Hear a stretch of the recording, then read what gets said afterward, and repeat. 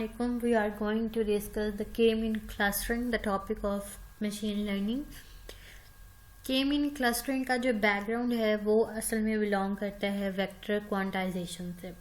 ये जो vector quantization है इन ओरिजिनल में मैथ्स का कॉन्सेप्ट है और मैथ्स स्टैट्स का कॉन्सेप्ट है और वो फिर मशीन लर्निंग में इन्वॉल्व हो रहा है।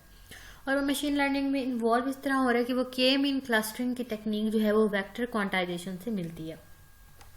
The process of mapping D dimension data, यानी कि वो 1 डायमेंशन भी हो सकता है, वो 2 डायमेंशन भी हो सकता है, वो 3 डायमेंशन भी हो सकता है, number of n dimension data to k dimension, यानी कि वो 1 से स्टार्ट हो सकता है और 5 तक जा सकता है। मे बी वो 5 डायमेंशन से स्टार्ट हो रहा हो और 10 और मल्टीपल नंबर ऑफ डायमेंशंस हो रही हो। तो वेक्टर क्वांटाइजेशन जो है वो the process of mapping D dimension data to the K dimension data in 2 way. Vector quantization की जो टेक्निक है वो 2 चीज़ों के ऊपर बेस करती है। फर्दर हम लोग देखते हैं वो कौन से पॉइंट्स हैं। The first one is transforming D dimension to K dimension, यानी कि हम एक अगर फॉर एग्जाम्पल मैं आपको एग्जाम्पल दे रही हूँ, अगर हमारे पास नंबर्स हैं 5 और हमने उसको रिड्यूस करके नंबर 2 पे ले आए हैं तो वो हमारे पास ट्रांसफॉर्मिंग है यानी मैपिंग है। सेकेंड वन इज सेलेक्टिंग के high value dimension and dropping rest of the dimension.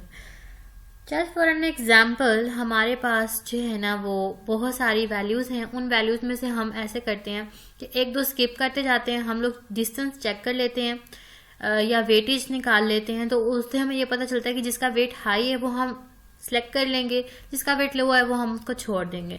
लेकिन वेक्टर क्वांटाइजेशन में हम लोग डिस्टेंस फाइंड आउट करते हैं। फॉर एन एग्जाम्पल मैं आपको ड्रॉ करके दिखाती हूँ पेंट में कि हमारे पास paint yes just for an example pencil ले लेती हूँ और थोड़ा सा ऐसे करके किसी कलर में ग्रीन में ले लेती हूँ।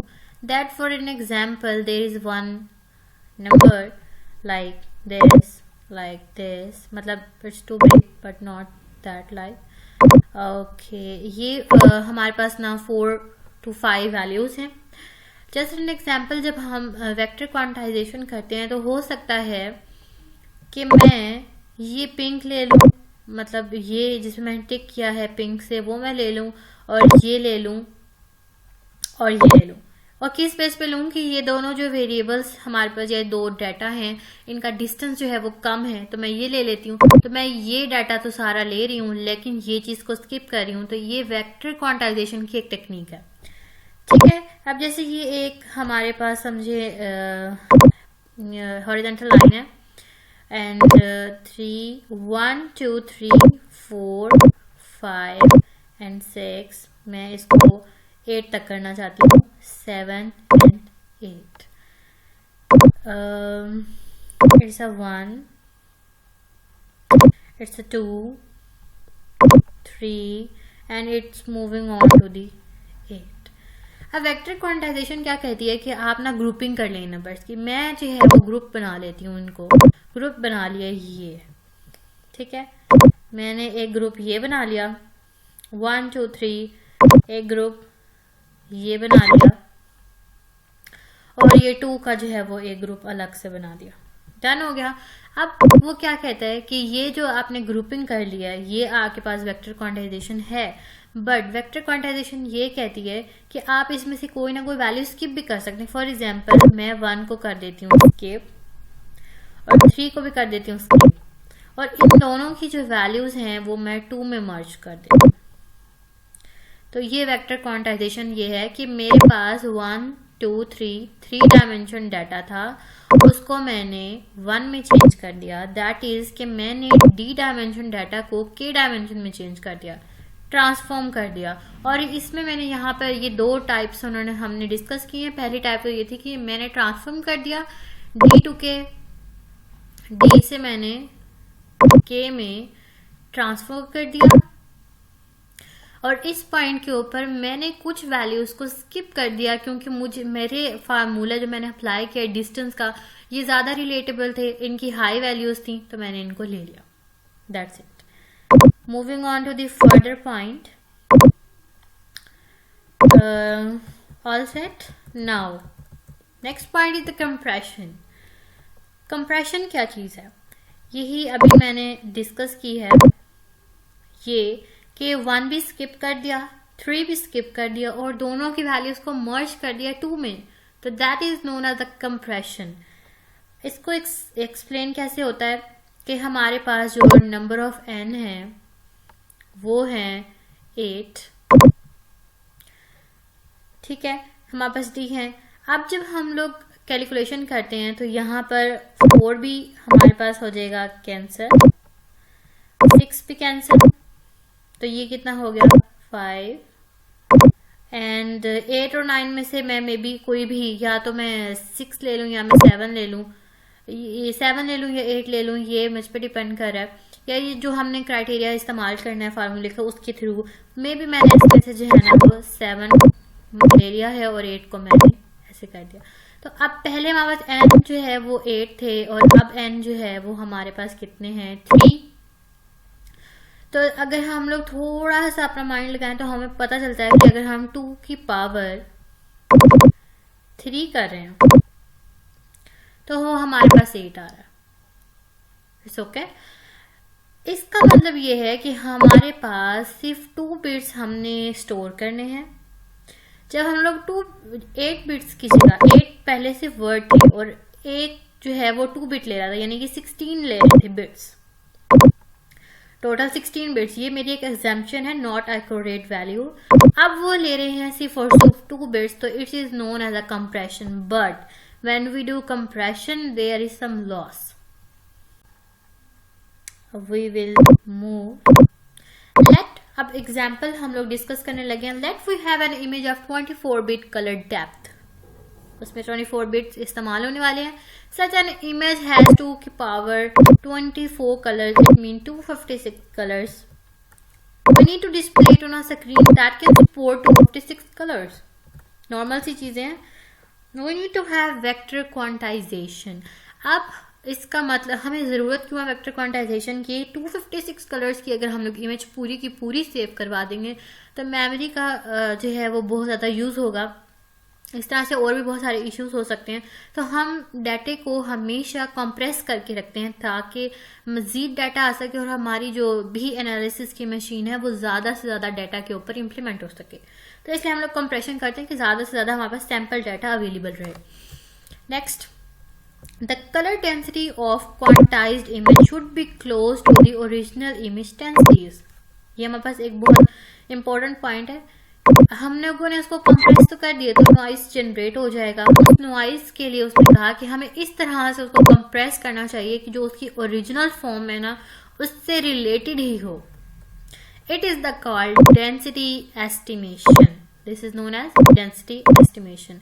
इसकी एक पिक्चर मैं आप लोगों को शो करती हूँ. Picture number 1, that is picture number 1. ये हमारे पास जो है ना वो ओरिजिनल है.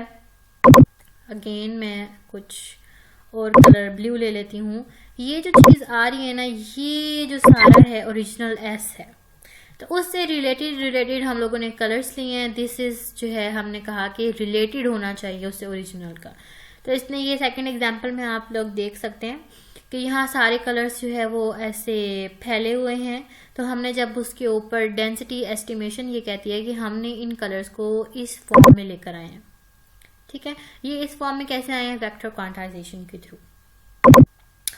नाउ हम इसको क्वांटिफाई कैसे करेंगे. जिसके पास वेक्टर क्वांटाइजेशन के मेजर कॉन्सेप्ट आ गया है वो समझ सकता है कि हम इसको कंप्रेस कैसे करें, क्वांटिफाई कैसे करें. तो डेंसिटी एस्टिमेशन क्या कहती है. Estimate in a way that the relevant information trying to remain intact, that the point is same. कि जो मैंने अभी ये डायग्राम आप लोगों को दिखाई है कि जो ये पॉइंट है वो ट्रेंड से इंटैक्ट रहे, बिल्कुल नजदीक हो. ऐसा ना हो कि बिल्कुल ही शक्ल बिगाड़ दें उसकी. The second one, high density and the low density must maintain their relevant presence.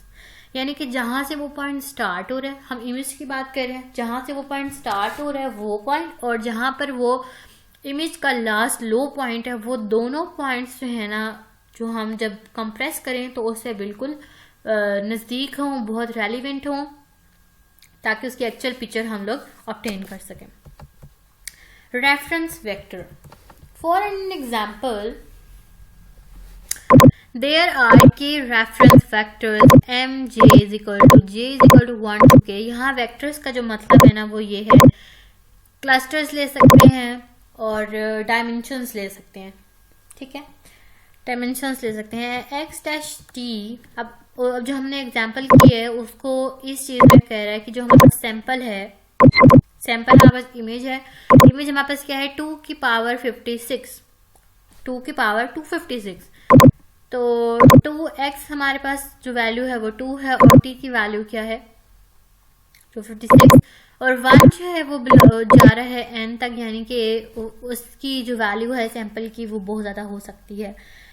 Second point, third point, x and t are image pixel values in the 224 2 की पावर 24 तो is equal to 256. mj are 256 color map entries in the 224 bit depth. इसका मतलब ये है from an example कि जो हमने यहाँ पर ये पॉइंट किया था ना कि 1 और 3 को हमने मर्ज कर दिया था 2 में, या यहाँ से इसको हमने किया था, पहले वो टोटल नंबर ऑफ 8 थे तो हर बिट जो है वो 2 वैल्यूज रख रहा था, एस्टिमेशन पे वो 16 हो गए थे. लेकिन जब हमने उसको कंप्रेस कर दिया तो वो वैल्यूज जो है ना हमारे पास 3 थी, उनको मजीद उसको जब हम लोगों ने इनकोडिंग की यानी कि उसको स्टोर कराया तो उसने सिर्फ 2 बिट्स ली, ठीक है. तो ये हमने उसको मैप करवाया था 2 की पावर 3 में, यानी कि 2 बिट्स हमने स्टोर की. तो उसी को ये बात करें, अगर आप एग्जाम्पल को जो है mj जो है वो हमारे पास इस एग्जाम्पल के थ्रू 256 कलर्स हैं और मैप एंट्रीज करें 24 बिट फॉर अ पिक्सल. अब उसमें एक पिक्सल जो है वो ये सिंगल वैल्यू है. वी विल फाइंड मिनिमम, ये जो है ना लाइन, इस लाइन का मतलब ये है इक्वली डिस्टेंस. डिस्टेंस का फार्मूला क्या होता है x1 minus x2 whole square plus y1 minus y square और अंडरवुड. तो ये उस फार्मूले के थ्रू जो है वो डिस्टेंस फाइंड आउट करेगा, जो सबसे मिनिमम डिस्टेंस होगा उसको वो स्टोर कर लेगा. यहाँ से ही दोबारा देखते हैं. यहाँ पर मैंने फॉर एग्जांपल ये एक सेंटर पॉइंट ले लिया है. फॉर एग्जांपल ये कलर रेड है और यहाँ पर मेरून है और यहाँ पर पिंकिश रेड है. तो मैंने हुआ क्या कि मैंने इस 2 का डिस्टेंस 1 से भी निकाला, इस 2 का डिस्टेंस 3 से भी निकाला, ठीक है. और यहाँ पर हमारे पास 4 अवेलेबल था. फिर मैंने इस 4 को ये 2 का डिस्टेंस 4 से भी फाइंड आउट किया इक्वली डिस्टेंस के फार्मूले से.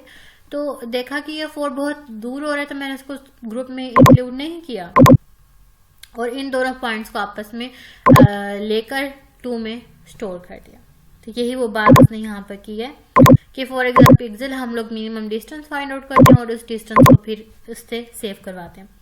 तो जब हम लोग ये चीज़ स्टोर करवाते हैं कि इसकी एग्जांपल अब यही इसी पॉइंट पे मैं बार बार लेकर जा रही हूँ कि ज़्यादा समझ आ रहा है. हमने ये जो इस 1 को और इस 3 को हमने सेव किया है 2 में और 2 का फॉर एग्जांपल बाइनरी जो कोड है वो 001 है, सॉरी 010 है, 010 ये इसका बाइनरी कोड है. 4 to 5 और ये 4 और 6 को हमने कैंसिल कर दिया, हमने 5 पे स्टोर करवा दिया और 5 के अंदर जो वैल्यू है may be I don't know कि उसका बाइनरी कोड क्या है, 101 बनता है. इसी तरह 7 और 8 में से जो हमारे पास वैल्यू आ रही थी 8 हमने कैंसिल की थी, 7 ली थी और इसका कोड बनता है 1 1 एंड 1. जो ये टेबल हमारे पास है ना, इस टेबल को हम लोग कहते हैं कोड बुक. ओके, इसी के बारे में नेक्स्ट पॉइंट पे भी बात हुई है और वो बात ये हुई है कि फॉर अ पिक्सल हम लोगों ने किया तो जब हमने इसकी वैल्यूज को स्टोर किया तो वो कोड बुक वेक्टर्स में गई हैं. तो ऑल एम आई यानी कि जो हमने मैपिंग की है वो नॉन कहलाती हैं code book vectors. It is a coding decoding processing. तो इसकी डिकोडिंग में ये होता है कि हम लोग इंडेक्स टेबल जनरेट करते हैं और वो लिंक होती है हमारी इस कोड टेबल से. हम लोग ये कोड वर्ड बुक है, इसी तरह हमारे पास ये इंडेक्स की टेबल होती है कि जी 0 1 और 0 में वैल्यू आ जाएगी 2 की, मतलब समथिंग को कुछ स्टोर करवाते हैं. इसी तरह ये एक इंडेक्स टेबल होती है और वो डिकोडिंग में इस्तेमाल होती है। Now moving to our next point, MJMI, और सिंपल सी ही बात है कि हम लोग कहाँ से चले थे और कहाँ पर गए थे, यानी कि पहले हमारे पास ये डाटा था, ओके, डाटा हमारे पास ये अवेलेबल था, हमने उस डाटा को कंप्रेस कर दिया MI में और फिर देन हमने उसको डिकोड किया MJ में। That is our point. Compression और इनकोडिंग, यानी हमने अब ये तो देख लिया कि हम लोग क्वांटिफाई कैसे करते हैं, वेक्टर्स के थ्रू करते हैं। अब हमने देखना कि असल में कंप्रेशन और इनकोडिंग होती क्या है, वो हमने सब देख लिया। अब हम उसकी मजीद पढ़ते हैं कि जब हम लोग कंप्रेशन करते हैं तो कोई ना कोई लॉस होता है।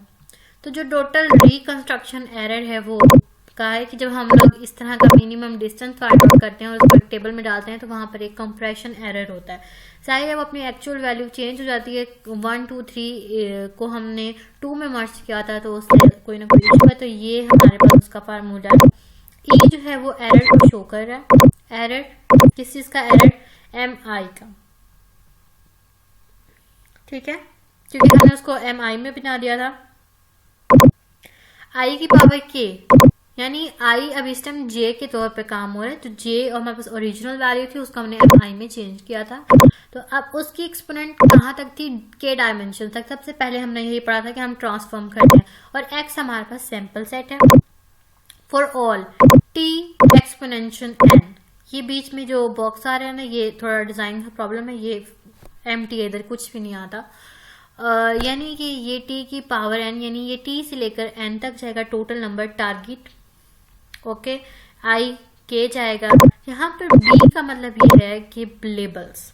अब लेबल्स कैसे हैं? यहीं से ही दोबारा हमने 1 3 2 हमने इस पूरे सेट को लेबल किया 2 से, इसको पूरा सेट किया 5 से और इसको पूरा सेट किया 7 से, तो इसकी भी कोई ना कोई कॉस्ट तो आई ही है। तो हम एरर फाइंड आउट कैसे करते हैं? हमारे पास टोटल नंबर जो हमने इम्प्लीमेंट किए वो जाएंगे टारगेट वैल्यू K तक और सैंपल सेट से। ये इसका फार्मूले की नोटेशन है जो हम शो कर रहे हैं और यहाँ से ये उसका फार्मूला जा रहा है। और फार्मूला ये कहता है कि आपके पास आपने समेशन करना है कि इस चीज़ का टारगेट का कि कौन सी क्लास से बिलोंग करता है। टारगेट असल में क्लास होती है और बाद में हमने कहा कितनी डायमेंशन में वो अवेलेबल था और उसको कितने में चेंज किया, उसकी समेशन करनी है। फिर आपने जो लेबल बनाए हैं 2, फिर मैंने बनाया था 5 और 7, उस लेवल की कॉस्ट और ये उनका डिस्टेंस।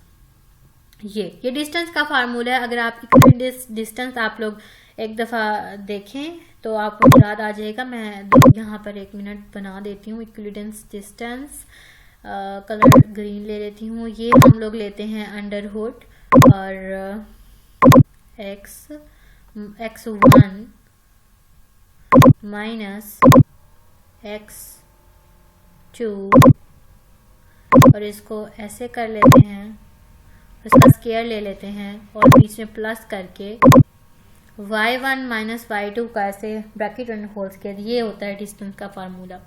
इसके बाद में करी थी अभी। तो वेयर जो भी अभी यहाँ पर वो बता रहे हैं कि ये पॉइंट आपने कहीं पढ़ा नहीं, मैंने आपको पहले एक्सप्लेन कर दिया। ये एक्चुअल में लेबल्स हैं जो हमने क्रिएट किए हैं, यानी कि क्लस्टर के नेम रखते हैं जो वो बेसिकली 1 है फॉर मिनिमम। जहां पर उसको मिनिमम डिस्टेंस मिलेगा वहां पर वो 1 रखेगा, अदरवाइज वो क्या कर देगा, उसको 0 कर देगा, वो लेबल जनरेट ही नहीं करेगा। यानी कि जो जब वो यहाँ पर आया, फॉर एग्जांपल यही कंटिन्यू पे पड़ा हुआ है, यहाँ पर सिर्फ 9 पड़ा हुआ है और वो इससे जो है ना वो दूर है, कहीं दूर पड़ा है, ठीक है। जब ये दूर पड़ा हुआ था, जब ये इंक्लूड ही नहीं हो रहा तो इसके ऊपर लेबल सिंपल ये लेबल खुद हो गया। तो इसका मतलब ये है कि ये वैल्यू इंक्लूड ही नहीं हुई, मिनिमम पे इंक्लूड हो सकती है। तो ये वो पॉइंट क्लियर करा था। नेक्स्ट हम लोग अब चलते हैं। ये था सारा कि वेक्टर क्वांटाइजेशन क्या है, कंप्रेशन क्या है। अब हम लोग बात करने वाले हैं कि के मीन क्लस्टरिंग क्या है।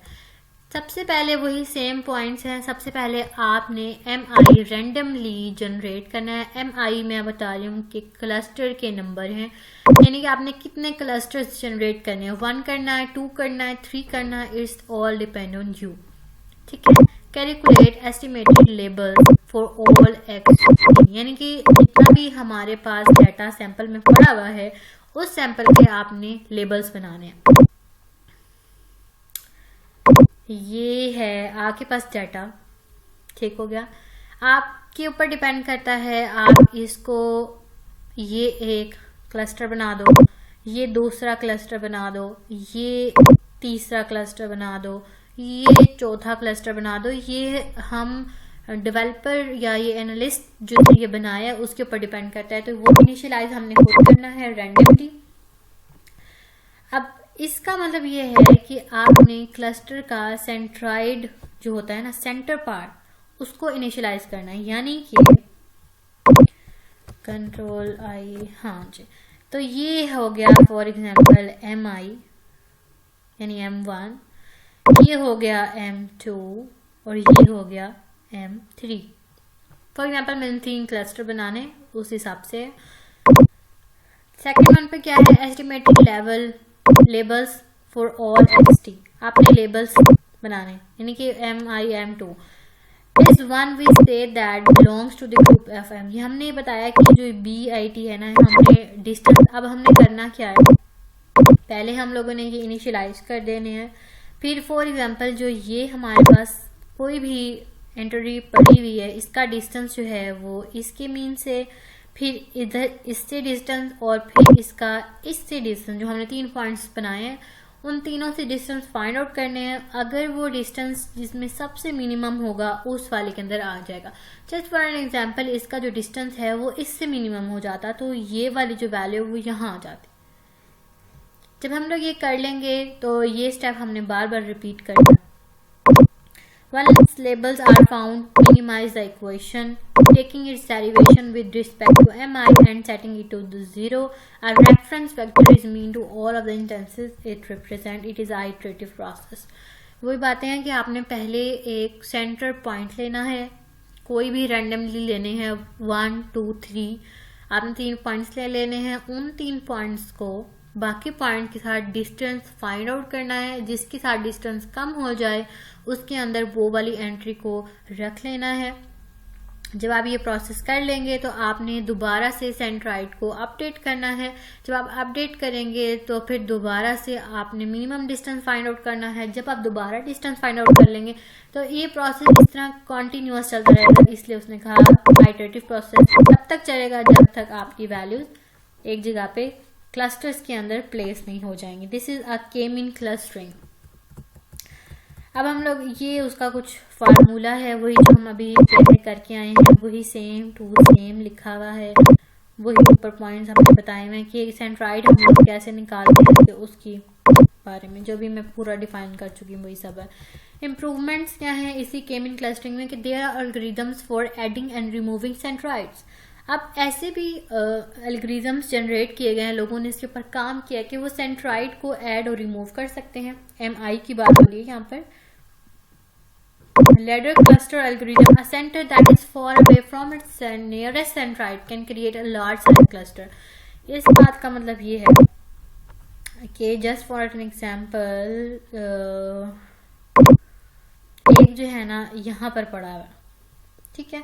अब इसका डिस्टेंस तीनों से फाइंड आउट किया, यहाँ पर मिल गया, इससे मिल रहा है, तो उसने ये टेक्निक बनाई है कि एक ही दफा ये सारा क्लस्टर बना दो।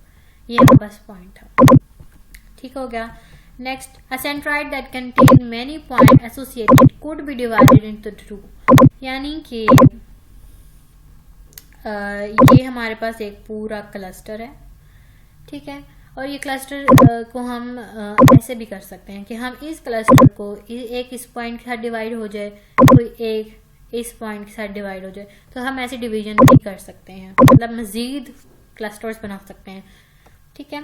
अ centre with two few chances can be removed, okay, कि ये 2 चांसेस पड़ी हुई हैं और वो हमने कहा कि ये इसके साथ क्लस्टर है तो हम इसको रिमूव भी कर सकते हैं। ये भी उन्होंने अपना प्रूफ किया है कि ये इम्प्रूवमेंट में है। हम इस वेक्टर क्वांटाइजेशन के ऊपर बिलोंग करती हुई K-मीन क्लस्टरिंग को यूज कहाँ पर करते हैं, तो vector quantization is one example of a clustering. हम लोग क्लस्टर्स बनाने के लिए यूज करते हैं। Clustering is also use for pre-processing before classification or regression. That's all about our topic. A little bit